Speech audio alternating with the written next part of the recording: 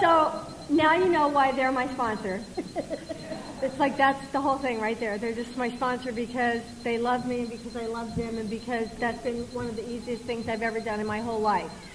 And like these are the people who taught me about dignity and about grace and about being truthful and about honesty and about being people. And you know, and the other piece of that is that there wasn't like, you know, I got to learn from Maury and Luann about making mistakes and about surviving the mistakes that I made and turning those into learning experiences for myself, you know. It wasn't that their lives were perfect and that everything was going perfect and that they worked the steps perfectly and they connected with their sponsor perfectly. It was that when push came to shove, these are the people that I saw stand up and own their shit and use the steps to get through stuff. And you know, I've been really blessed. I've been really blessed to have the quality of people in my life that I have in my life today. So these guys started that little meeting in South King County, the first meeting in what's now called, at that time was called South Puget Sound area. And they told me later on that they, at that first meeting, when they were all there, that at the end of the meeting they had prayed that if Narcotics Anonymous in South King County was supposed to happen, if it was really God's will and not just the will of a bunch of drug addicts, that God would send them a sick newcomer. And so, you know, what happened was the next Saturday I showed up. And I showed up, you know, beat to hell. I showed up with 2 black eyes and, you know, the side of my face was shattered and I was a mess. And you know, there was like a little miracle that happened in my first meeting in South King County. And it was that, you know, they said to me that I never had to go back out and use again. That I never had to go back out and live the way that I had been living. And, you know, that was the 15th day of September, 1981, and I have never used again. Never. Yeah. So, you know, what happened was that we didn't have a book, we didn't have any literature. We had very few informational pamphlets, and we had a little white book. And we would pirate what literature we did have, and we would copy it on Xerox copiers, and we would do whatever we had to do to make sure that everybody had a little piece of something to take home and read at night. And we got busy. We got busy doing service work. I was involved in service work in Narcotics Anonymous at my second meeting, and I'm still involved in service work today.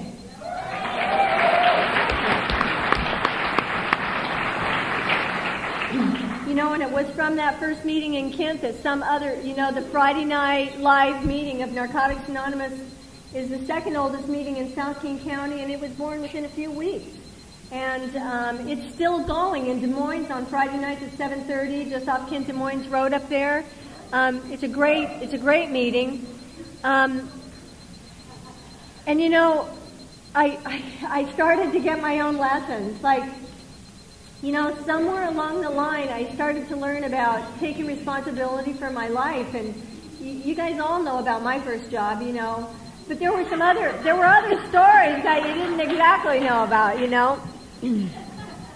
I remember the first time or the second time these guys drugged me to a convention.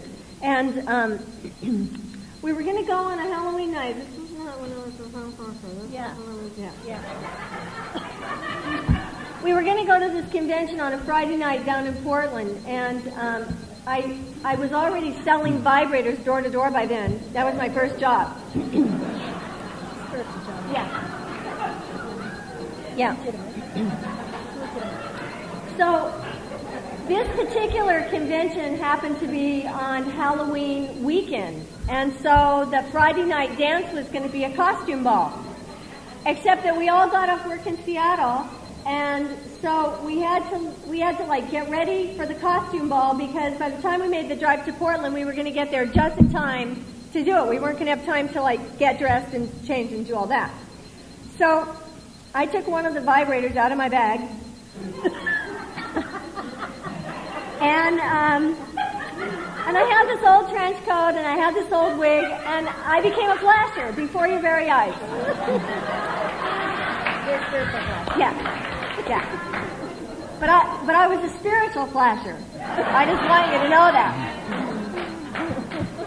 So we're like cruising down I-5, you know, Ma and Pa Kettle and the flasher. And, in the black Lincoln. Yeah. In this big, long black Lincoln. Yeah. And, somewhere down near Longview, the catalytic converter caught on fire in the car. So I am standing on the side of Interstate 5.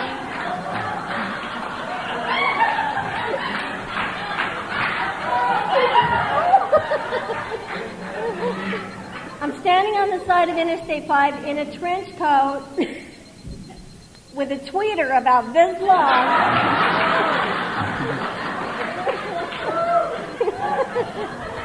And I'm trying to put the fire out.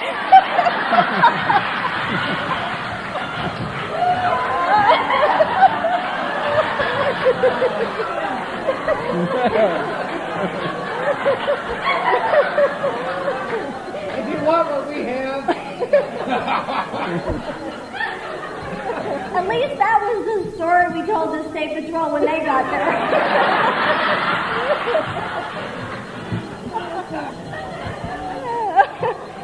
As they pull up, we're going, what are we going to tell our friends when they find out we got arrested clean?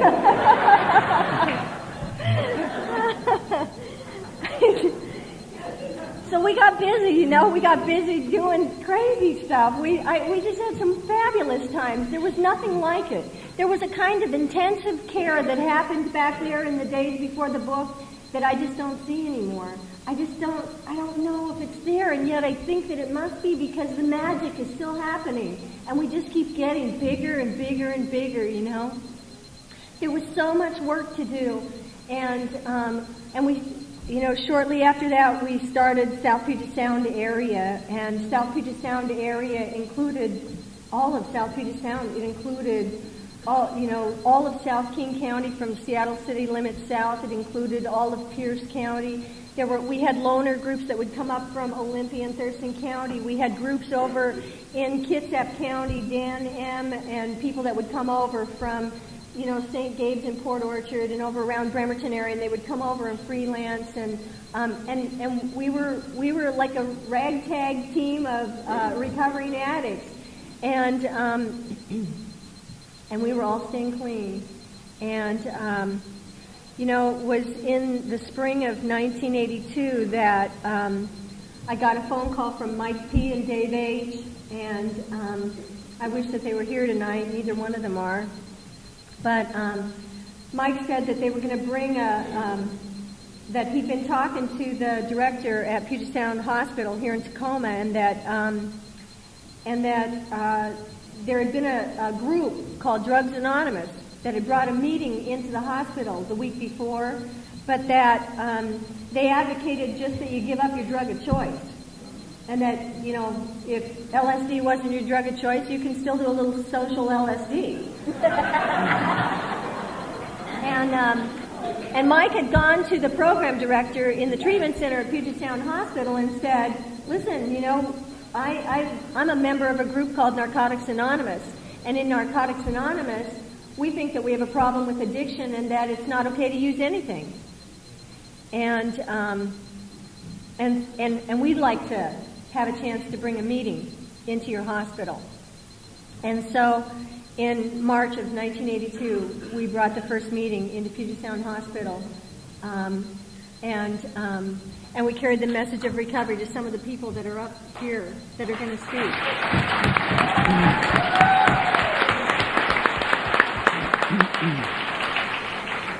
You know, I always tell my little stories, And I know y'all have heard this one before. I'm going to share it again because there's newcomers in the room and they need to hear it, you know.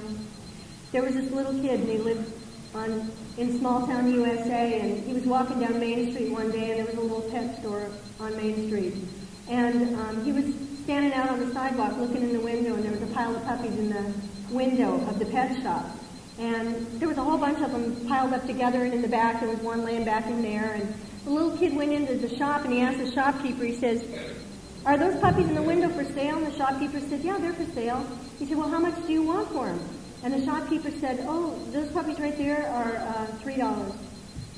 And he picked up a puppy out of the pile and he handed it to the little kid, and the little kid said, "Well, I really like that little puppy back there, the one that's in the back." And the shopkeeper said, "No," he said, "you don't want that little puppy. These puppies right here are only $3, and these are really good puppies. That puppy right there, he was hurt while he was being born, and his hip was broken, and he runs kind of funny, and he falls over when he tries to walk, and he's really not a very good dog, and I wouldn't feel right about selling him to you." And the little kid put the little dog back in the pile, and he said, "But you know, I really want that puppy right there." And the shopkeeper kept arguing with him, didn't want to sell him the little dog, and finally the little kid said, "You know, I'm going to buy that dog." And the shopkeeper said, "Well, okay, but I wouldn't feel right selling him to you for the same thing that I'm selling the good dogs for. So how about if I give him to you for $2? And the little kid said, "No, I want that dog right there, and I want to pay $3. And the shopkeeper sort of surrendered, pulled the puppy out of the window, started putting him in a box for the kid to take him home. The little kid gave the shopkeeper $3, took his little box, and headed for the door. Just as he got to the door, the shopkeeper stopped the little kid, and he said, "Hey, kid, tell me." He said, "What was it about that dog? Why did you insist on that dog? And why did you insist on paying $3? The little kid leaned down, set his box down on the floor, and he rolled up his pant leg, and on his leg there was a metal brace.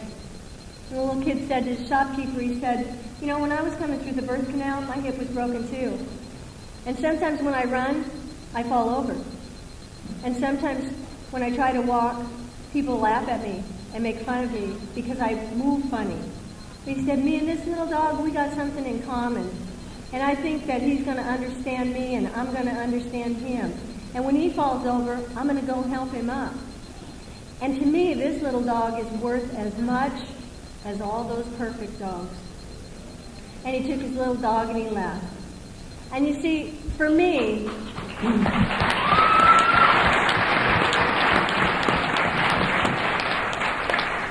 that's the gift that I've gotten in Narcotics Anonymous, you see. I get to come here and I get to learn how to do life from people who were lame just like I was, you know. We have a common experience, the disease of addiction.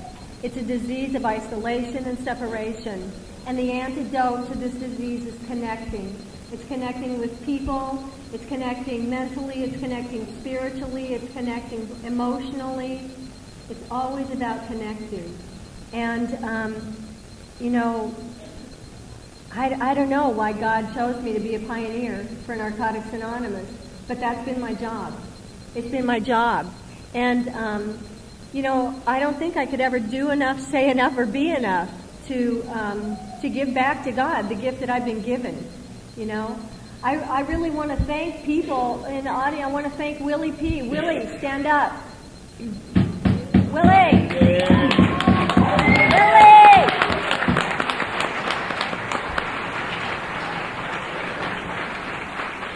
In 1985, in December of 1985, Willie P. and I took the first meetings of Narcotics Anonymous into McNeil Island Penitentiary in the women's prison over at Purdy.